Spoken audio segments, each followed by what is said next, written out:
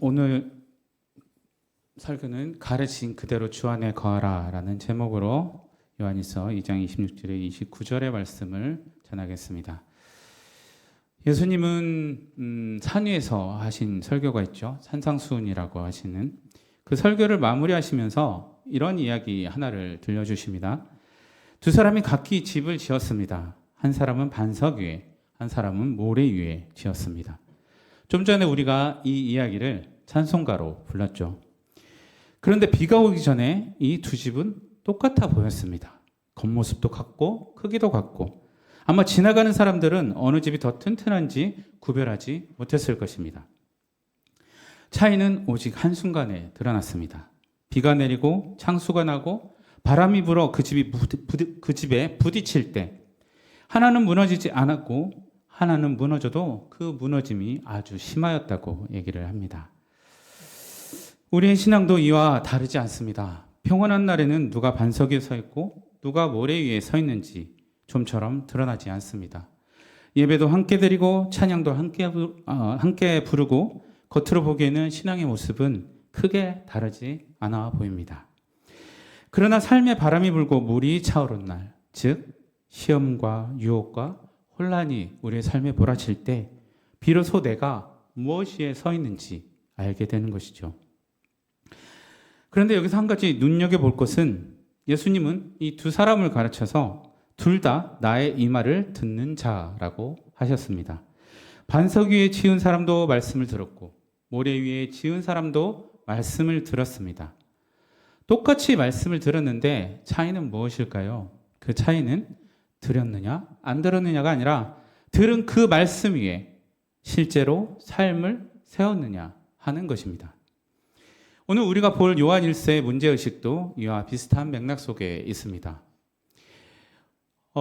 요한 1서를 쓸 당시 사도 요한이 편지를 보낸 교회들은 이미 그런 비바람 한가운데 있었습니다. 우리가 지난 설교에서 살펴본 요한 1서 2장 18절과 19절을 보면 이렇게 말씀합니다. 제가 읽겠습니다. 아이들아 지금은 마지막 때라 적 그리스도가 오리라는 말을 너희가 들은 것과 같이 지금도 많은 적 그리스도가 일어났으니 우리가 이로써 마지막 때인 줄 아노라. 그들이 우리에게서 나갔으니 우리에게 속하지 아니하였나니 만일 우리에게 속하였더라면 우리와 함께 거하였으려니와 라고 말씀하죠. 이 구절이 우리에게 말해주는 것이 하나 있습니다. 요한이 경계하는 이 위협은 교회 담장 바깥에서 온 것이 아니라는 것입니다. 그들이 한때 함께 모여 예배하고 함께 성찬을 나누고 함께 말씀을 배우던 사람이었습니다. 그런데 지금은 다른 것을 가르치며 성도들을 흔들고 있습니다. 26절은 바로 이 사람들을 가르쳐 너희를 미혹하는 자들이라고 얘기합니다. 그들이 함께 있을 때는 다 같아 보였지만 그들이 떨어져 나가자 비로소 하나님께 속한 자들이 아니라는 것이 드러나는 거죠. 성도를 미혹하는 자들은 하나님을 아예 모르는 세상 속에 있는 것이 아니라 하나님을 안다고 하는 사람들 중에 있는 것입니다. 가장 안전해야 할 자리, 가장 익숙한 얼굴들 사이에서 흔들림이 시작될 수 있습니다. 이것이 우리를 두렵게 만드는 것이죠. 죄송합니다.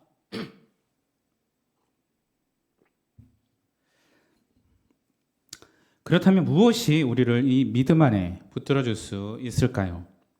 더 많은 지식들일까요? 더 확신에 찬 목소리일까요? 오늘 본문은 뜻밖의 답을 내놓습니다. 사람의 가르침도 아니고 공동체의 분위기도 아니고 바로 우리 안에 계신 기름 부음이라고 말씀하십니다. 이 기름 부음은 구체적으로 무엇이며 어떻게 우리를 흔들리지 않게 붙들어 주시는지 그 답을 함께 찾아가 보고자 합니다. 먼저 26절이 가리키는 이 미혹하는 자들이 누구인지 좀 더 살펴보도록 하겠습니다. 여기 미혹하다로 번역된 그리스어 단어는 플라나오인데 단순히 실수하게 만드는 정도가 아니라 바른 길에서 완전히 벗어나 방황하게 한다는 뜻을 가지고 있습니다. 특히 거짓된 가르침으로 성도를 하나님께 정하신 생명의 길에서 벗어나게 하는 일을 가리키죠. 요한계시록 12장 9절에서 마귀를 가리켜서 온 천하를 꿰는 자라고 표현을 하고 있습니다. 근데 이 꿰하다 여기에 사용된 단어가 바로 이 플라나오입니다. 사탄이 하나님의 백성을 하나님으로부터 떼어놓기 위해 사용하는 주된 전략이 바로 이 미혹이라는 것입니다. 앞서 살펴본 대로 이 미혹하는 이들은 교회에서 나간 사람들이었고, 또 지난 설교들에서 여러 차례 살펴봤듯이 그리스도를 온전히 시인하지 않는 자들이었습니다. 너희가 처음에 받은 것으로는 부족하다, 우리에게 와야 더할 수 있다 라고 하면서 겉으로는 더 깊은 신앙, 더 높은 영성을 가져야 한다는 것처럼 보였지만, 실제로는 처음 들었던 복음, 곧 예수는 그리스도이시다, 즉 예수는 구원자이시다라는 진로로부터 슬며시 성도들을 떼어놓는 일이었습니다. 여기서 우리가 살펴야 할 것은 새로운 가르침이나 새로운 방법이 있다는 그 사실 자체가 아닙니다. 문제는 그것이 예수 그리스도의 복음을 더 분명하게 붙들게 하는지, 아니면 그 복음만으로는 부족하다고 여기게 하는지에 있습니다.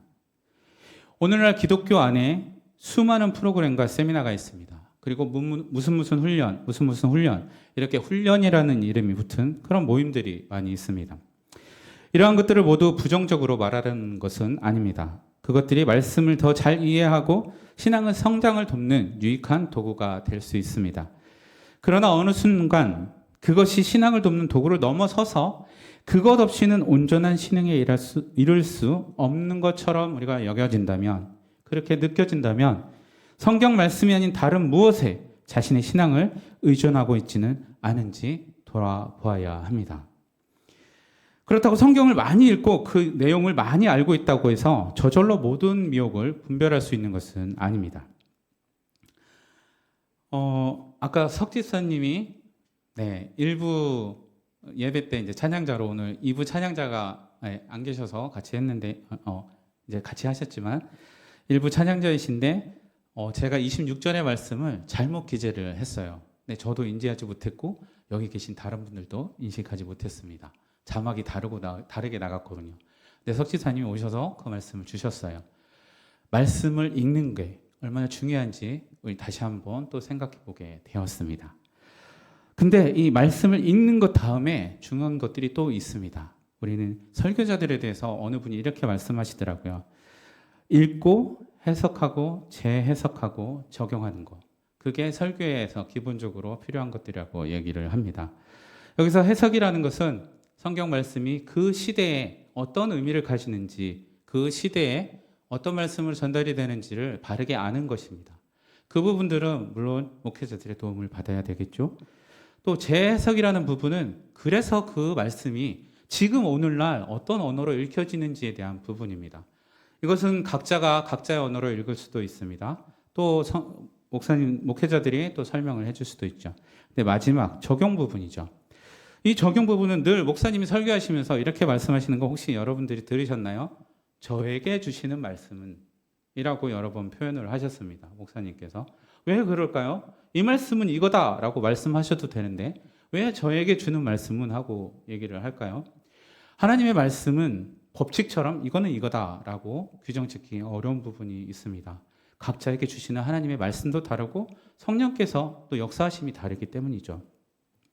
하나님의 뜻이 그 사람의 삶과 여러 가지를 조합해서 그 사람에게 주시는 의미가 달리 적용이 될 수 있기 때문입니다. 그래서 우리가 설교를 들을 때 그렇구나 라고 얘기할 수 있지만 그거는 젖먹이와 같은 신앙일 때 그렇게 하실 수 있습니다. 그러나 여러분들이 장성한 신앙으로 성장을 하였다면 그래서 나에게는 어떻게 적용이 될까라는 질문을 설교 끝에 여러분이 해보실 수 있었으면 좋겠습니다. 자, 그런데 성경도 말씀드렸듯이 말씀의 맥락과 복음의 중심을 놓지 않은 채 표면적으로 지식적으로 혹은 문자적으로만 읽으면 오히려 자신의 생각을 정당화하는 데 사용할 수가 있습니다. 그렇게 되면 신앙의 중심은 그리스도를 닮아가는 삶의 변화가 아니라 사람들의 눈에 잘 보이는 행동과 특별한 체험으로 옮겨가게 됩니다. 오늘날 우리 주변에도 경건의 모양은 그럴듯하게 갖추어졌지만 정작 사랑과 온유와 절제라는 이 경건의 능력을 잃어버린 모습들이 있습니다. 미혹은 언제나 명백한 거짓의 모습으로만 찾아오는 것이 아닙니다. 때로는 더 강한 믿음, 더 특별한 체험, 더 높은 영성을 약속하는 것처럼 그럴듯한 모습으로 다가오기도 합니다. 그렇다면 우리는 무엇을 기준으로 과연 그것이 참된 가르침인지 아닌지 분별할 수가 있을까요? 서두에 말씀드린 대로 오늘 본문은 그 답을 우리 안에 거하시는 기름 부음에서 찾고 있습니다. 27절의 말씀을 같이 한번 읽어보시겠습니다. 너희는 주께 받은 바 기름 부음이 너희 안에 거하나니 아무도 너희를 가르칠 필요가 없고 오직 그의 기름 부음이 모든 것을 너희에게 가르치며 또 참되고 거짓이 없으니 너희를 가르치신 그대로 주 안에 거하라. 네, 지난 설교에서 이 기름 부음의 의미가 택함을 받는 것이라고 말씀을 하셨었죠. 또 사무엘상 16장에서 사무엘이 다윗에게 기름을 붓는 장면이 나옵니다. 그때 이렇게 말씀합니다. 그날 이후로 다윗이 여호와의 영에게 크게 감동되니라 라고 말씀합니다. 구약에서 기름 부음은 단순한 예식이 아니라 하나님의 영이 실제로 임하시는 사건이었습니다. 그리고 또 이 기름 부음은 왕과 제사장과 선지자들, 곧 하나님이 세우신 이들에게만 허락되었던 일이라고 지난 시간 또 우리가 배웠습니다. 그런데 성경은 지금 평범한 성도들을 향해 너희는 기름 부음을 받았다라고 말씀을 하고 있습니다. 그리고 이 놀라운 일을 하신 분이 다름 아닌 하나님이시라고 말씀합니다. 우리 고린도후서 1장 21절과 22절의 말씀을 함께 읽겠습니다.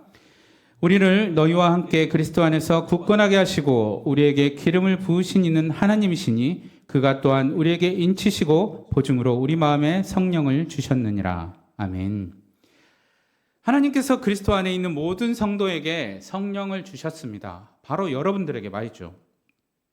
그러므로 본문에서 말씀하시는 이 기름 부음은 우리 안에 거하시며 예수 그리스도의 복음을 깨닫고 분별하게 하시는 성령의 사역을 가르칩니다. 그렇다면 아무도 너희를 가르칠 필요가 없고라는 이 말은 무슨 뜻일까요? 아무것도 배우지 않으시면 될까요? 이 말씀은 목회자의 가르침이나 성경 공부 자체를 부정하는 말이 아닙니다. 요한 자신이 지금 편지를 써서 성도들을 가르치고 있지 않습니까?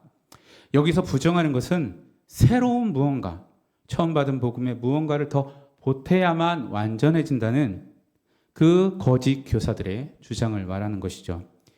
요한은 이미 이 편지 첫머리에서 태초부터 있는 생명의 말씀을 자신들이 눈으로 보고 손으로 만진 그대로 전한다고 밝혔습니다. 성도들이 처음부터 들은 복음은, 여러분들이 처음부터 들은 그 복음은 이미 온전했습니다. 기름 부음, 곧 그리스도 안에 있는 모든 성도에게 주신 성령님은 우리가 처음 들은 복음에 새로운 무엇을 덧붙이시는 분이 아니십니다. 성령께서는 예수 그리스도의 복음을 깨닫게 하시고 기억나게 하시고 그것이 참되다는 사실을 우리 안에 확증하시는 분이십니다. 그러므로 누군가 지금까지 받은 복음만으로는 부족하다라고 말하면서 자신들에게만 더 깊은 지식이나 특별한 영적 비밀이 있다고 주장한다면 주의해야 합니다. 이것이 바로 이단들이 주장하는 것입니다. 오늘 이단 경계 주일이라고 했죠. 우리는 알면서도 이런 부분들이 우리를 미혹하기 때문에 빠지게 됩니다. 성령께서는 우리를 복음 바깥에 새로운 진리로 이끄시는 분이 아니라 이미 받은 복음을 더욱 분명히 깨닫고 굳게 붙들게 하시는 분이기 때문입니다. 그러나 미혹을 분별하는 일은 다른 사람의 주장만 경계하는 것으로 끝나지 않습니다. 어디에서 또 미혹이 시작됩니까? 바로 우리 안에서 시작되죠. 우리 안에도 처음 받은 복음보다 자신의 생각과 경험을 더 신뢰하려는 마음들이 있습니다. 그것이 신앙이 오래되면 오래될수록 더 견고해져 가죠. 그러므로 우리는 다른 사람의 가르침뿐 아니라 나 자신까지도 살펴야 합니다. 내가 말씀 앞에 겸손하게 서 있는지 아니면 이미 옳다고 정해놓은 생각으로 그 말씀을 재단하고 있지는 않은지 돌아보아야 합니다. 결국 미혹을 이기는 길은 더 새롭고 특별한 가르침을 찾아다니는 데 있지 않습니다. 처음부터 받은 복음 안에 계속 머무는 데 있습니다. 그래서 27절은 성령의 기름 부음이 우리 안에 거하신다고 선언한 뒤에 곧바로 가르치신 그대로 주 안에 거하라 라고 권면하고 있습니다. 여기서 거하다는 그 그리스어로 매너라는 단어입니다.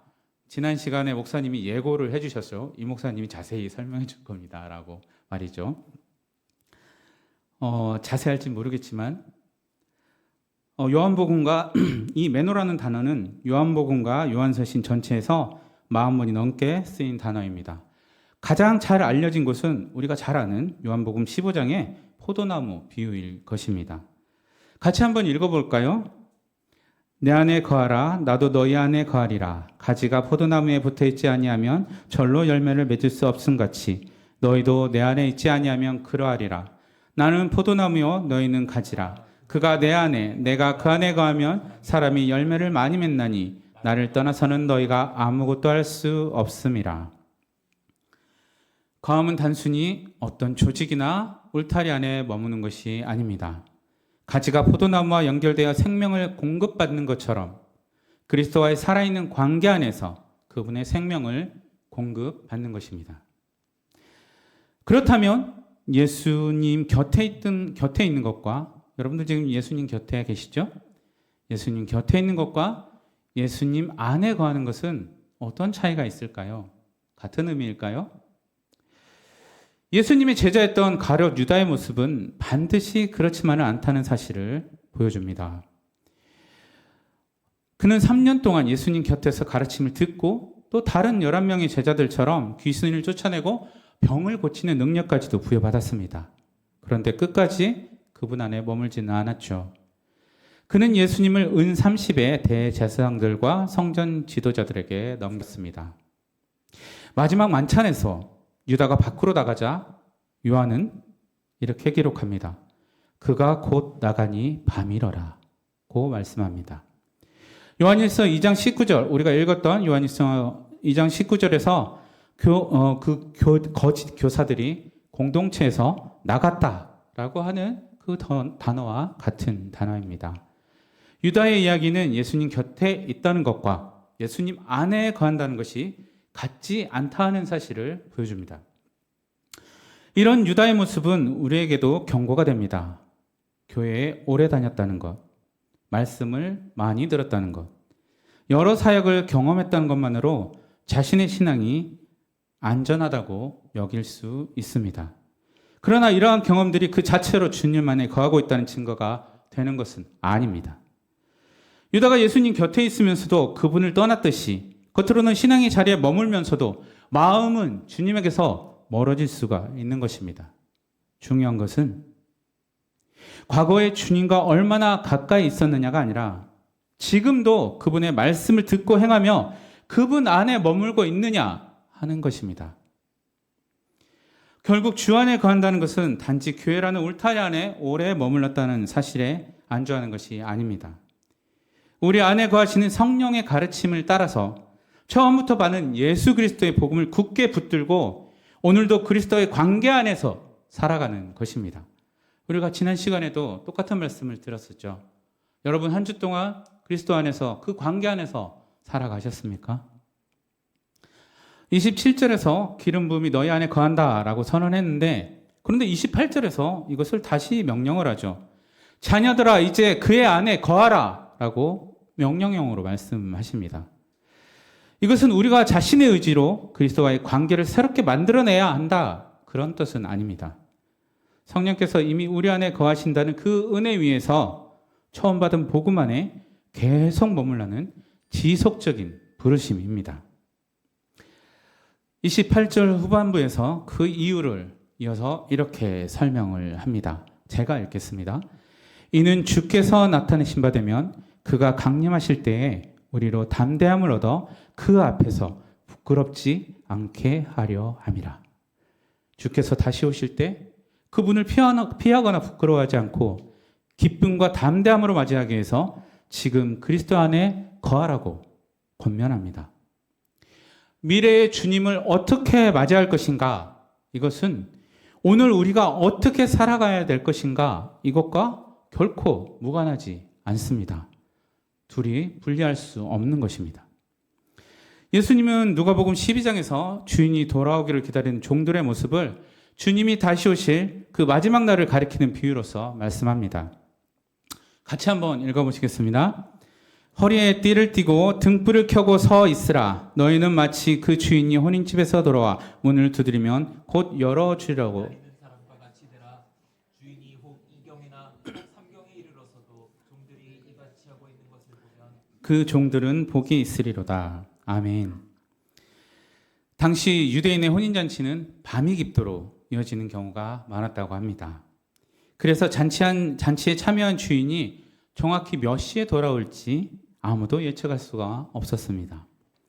그런데 종들은 밤 늦도록 이경이나 삼경이나 등불을 켜고 언제든 나갈 수 있게 허리띠를 메고 맡겨진 자리를 지키고 있었습니다.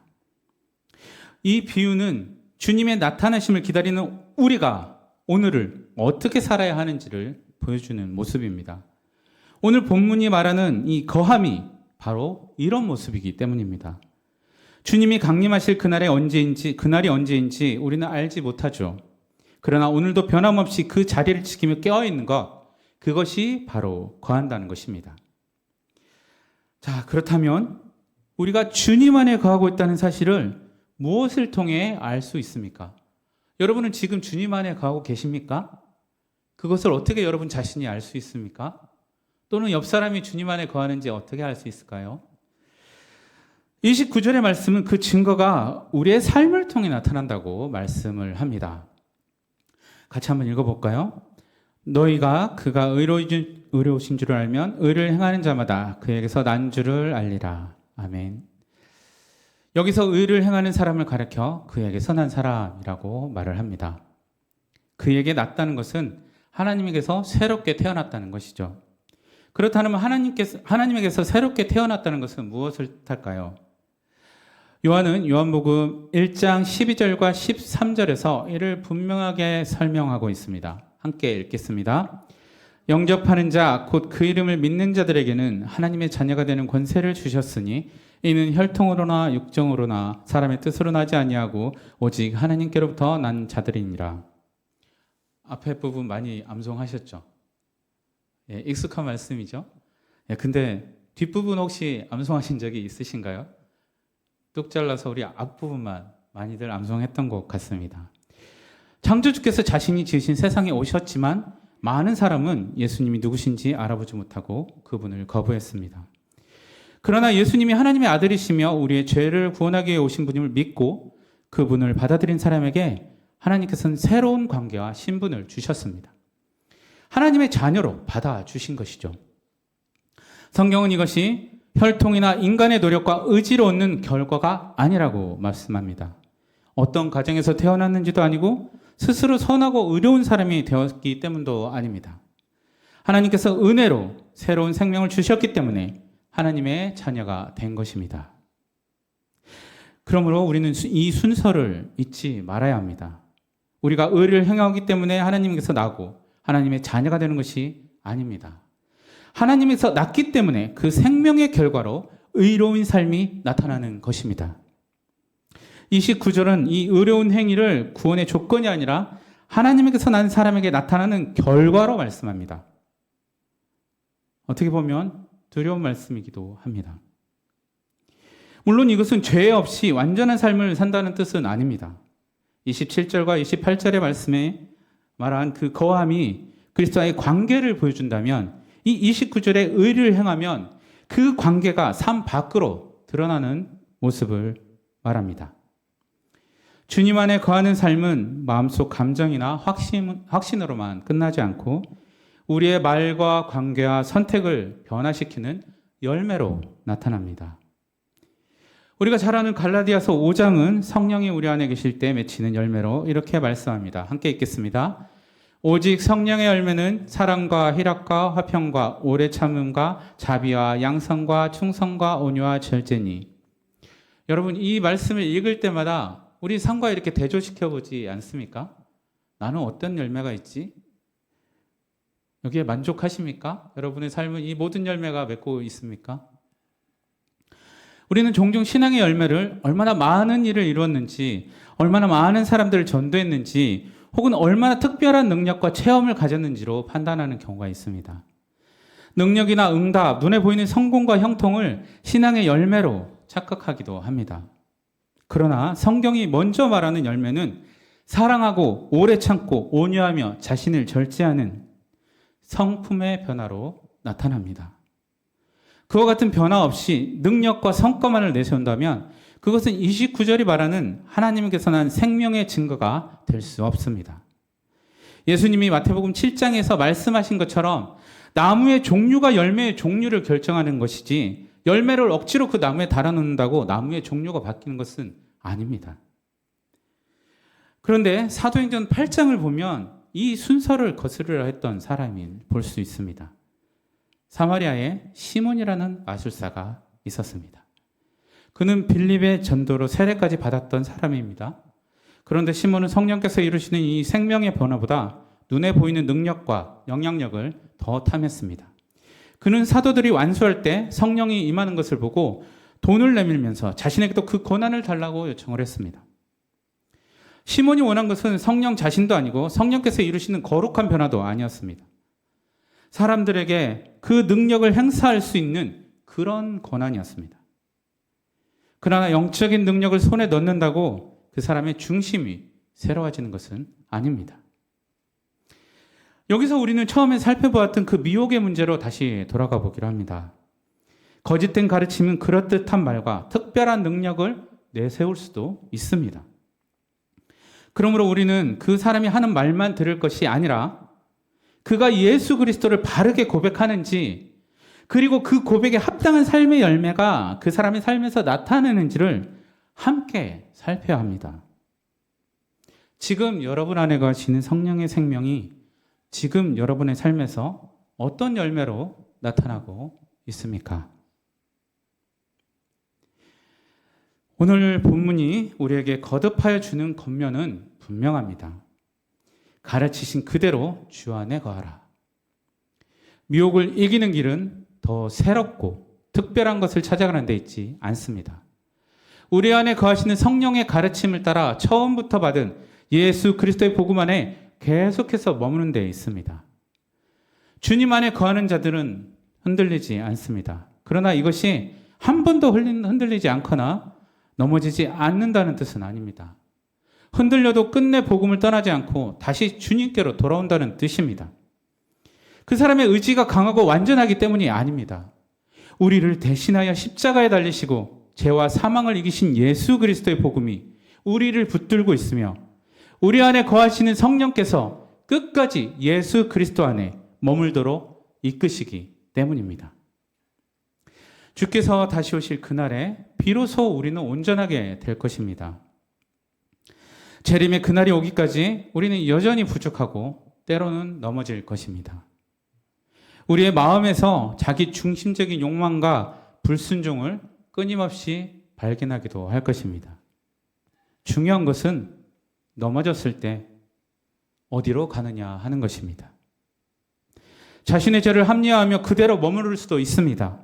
죄책감에 눌려서 주님에게서 멀어질 수도 있습니다. 그러나 주 안에 거하는 사람은 넘어졌을 때 다시 주님께로 돌아옵니다. 에스겔서 33장에서 죄의 무게에 눌린 백성에게 하나님께서 말씀하셨습니다. 같이 한번 읽어볼까요? 나는 악인이 죽는 것을 기뻐하지 아니하고 악인이 그의 길에서 돌이켜 떠나 사는 것을 기뻐하노라. 악인마저 죽는 것을 기뻐하지 않는다고 말씀합니다. 하나님께서 원하시는 것은 죄가 없었던 사람처럼 행동하는 것도 아니고 자신을 포기하는 것도 아닙니다. 잘못된 길에서 돌이켜 다시 하나님께로 향하는 그 방향성입니다. 그러므로 주님 안에 거한다는 것은 흔들림 없는 감정과 확신을 유지한다는 뜻이 아닙니다. 성령의 가르침 앞에서 자신의 생각과 삶의 방향을 계속해서 점검하고 살피는 것입니다. 거창한 결단이 아니어도 됩니다. 지금 제 가운데 있다면 돌아서고 순종해야 할 일을 미루고 있다면 순종하십시오. 움켜쥐려는 마음이 있다면 손을 열어서 베푸십시오. 용서하지 못한 사람이 있다면 받은 은혜를 기억하면서 용서의 길을 시작하십시오. 왜 용서만 시작하십시오일까요? 제 경험상으로 한 사람을 용서했어도 계속해서 그 사람에 대한 정죄감이 나오고 또 원망과 억울함들이 계속해서 생기기 때문입니다. 그렇다고 용서의 마음을 접지는 마십시오. 예수께서 우리에게 베푸신 그 은혜를 기억하고 그 은혜에 감사하면서 용서의 길을 시작하십시오. 물론 이런 행동이 우리를 하나님의 자녀로 만들어주는 것은 아닙니다. 그러나 이런 순종이 하나님께서 우리 안에 주신 생명이 어느 방향으로 향하고 있는지를 드러나게 할 것입니다. 주님께서 다시 오시는 날 기쁨과 담대함으로 그분을 맞이할 준비가 되어 있으십니까? 성령의 가르침을 따라 처음 받은 그 복음을 굳게 붙들고 주님 안에 거하십시오. 이번 한 주간도 그 생명이 우리의 말과 관계와 선택을 통해서 드러나는 우리 모두가 되기를 바랍니다. 기도하시겠습니다. 좋으신 하나님, 우리를 사랑하사 아들을 보내신 아버지의 사랑이 우리를 그 사랑 안에 붙드실 줄 믿습니다. 우리 안에 계신 성령님, 우리가 그 사랑 안에 있는 자답게 살아갈 수 있도록 도와주시옵소서. 예수 그리스도의 이름으로 기도드립니다. 아멘.